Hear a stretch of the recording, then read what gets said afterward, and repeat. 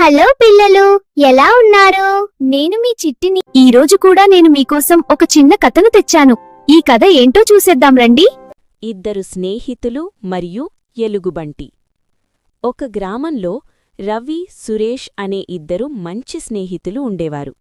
ఒకరోజు వారు అడవిలోకి ప్రయాణం చెయ్యాలని నిర్ణయించుకున్నారు.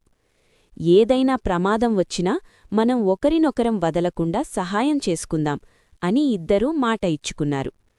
అడవిలో నడుస్తుండగా అకస్మాత్తుగా ఒక ఎలుగుబంటి వారివైపు వచ్చింది. సురేష్ వెంటనే భయపడి దగ్గర్లో ఉన్న చెట్టెక్కాడు.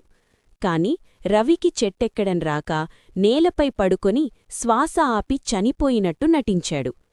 ఎలుగుబంటి దగ్గరకు వచ్చి రవి దగ్గర వాసన చూసి కొంతసేపటి తర్వాత వెళ్ళిపోయింది.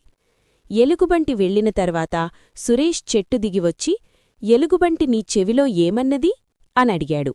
అప్పుడు రవి ప్రశాంతంగా, ప్రమాద సమయంలో వదిలిపారిపోయేవాళ్లను స్నేహితులుగా నమ్మకూడదని చెప్పింది అని సమాధానం చెప్పాడు.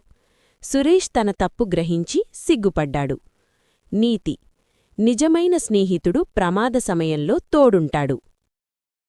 చూశారు కదా పిల్లలు, ఈ కథతో మనకి ఏం తెలిసింది అంటే నిజమైన స్నేహితులు ఎవరు అంటే కష్టంలో కూడా మన వెంట ఉండేవారు. ఓకే పిల్లలు, బాయ్. రేపు మరో మంచి కథతో వస్తాను.